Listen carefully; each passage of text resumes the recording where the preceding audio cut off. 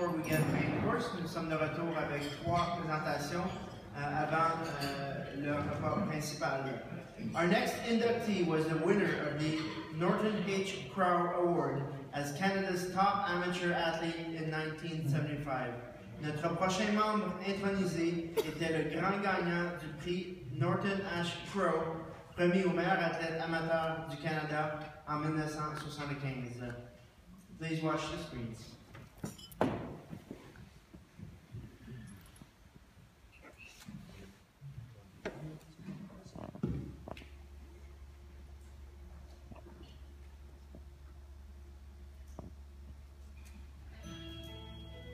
The Canadian Cycling Hall of Fame is pleased to welcome Jocelyn Lovell as an inductee for 2015, acknowledging a career, although shorter than we all would have desired, was exceptional in every way.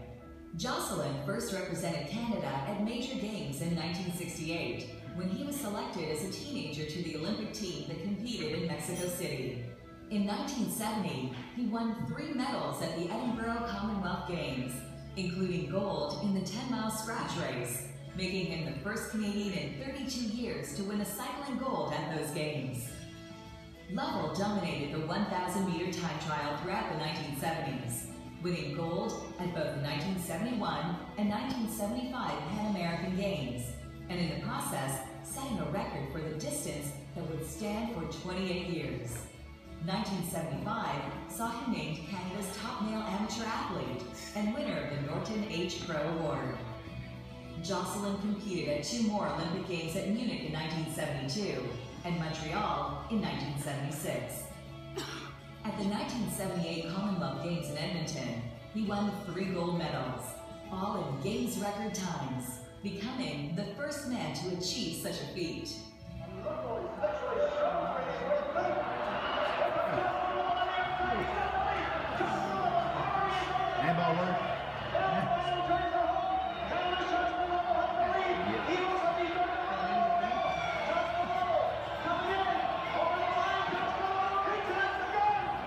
Later that year, he claimed a silver medal at the World Championships in Munich.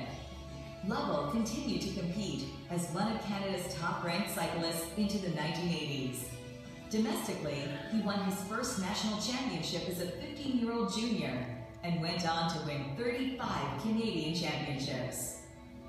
His successes were all the more remarkable because he trained himself, never working with a coach. Yet what more Lovell might have achieved was cut short violently in 1983 when a dump truck ran him down during a training session. At age 33, he was a quadriplegic. Demonstrating the same fierce competitiveness and combativeness that characterized his cycling career, he has taken a leadership role advocating research into spinal cord injuries. Lovell is the longtime Canadian head of the international advocacy group, the Spinal Cord Society, which promotes research aimed at curing paralysis. Jocelyn Lovell, you are now an honored member of the Canadian Cycling Hall of Fame.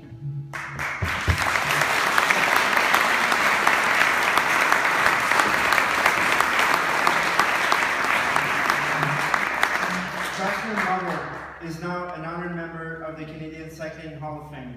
Jocelyn had very much wanted to be with us this evening, or this afternoon, but was not able to join us for health-related reasons. Please welcome Gord Singleton, who will receive his honor on behalf of Jocelyn.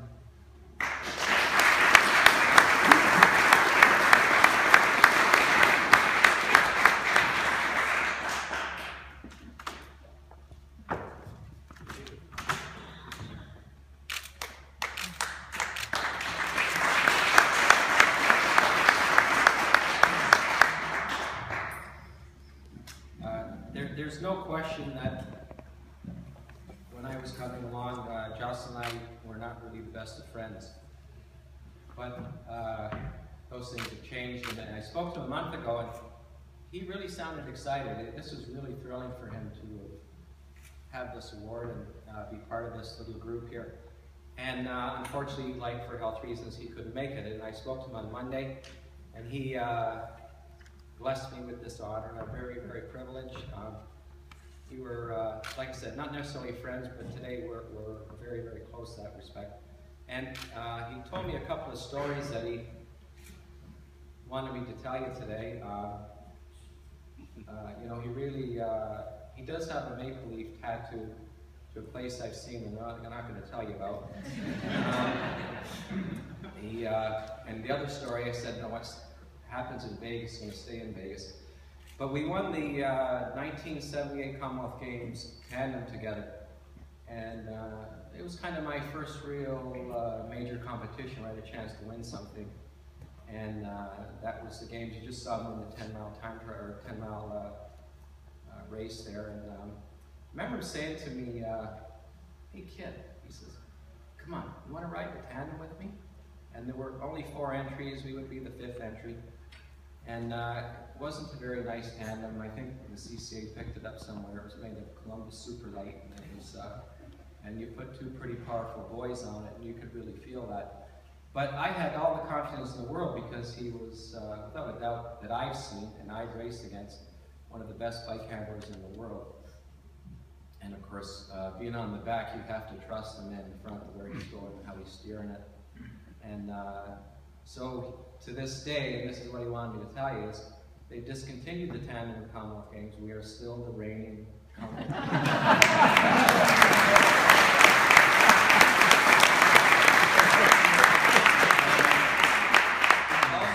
Giving a little paragraph here, and I really wanted to read it. I thought it was very, very cute. It's humble. It's Jocelyn to anybody that really knows him, Steve and Kurt, you guys that know him. This is Jocelyn. He says, "Yes, it's an honor indeed to be included in our first Cycling Hall of Fame.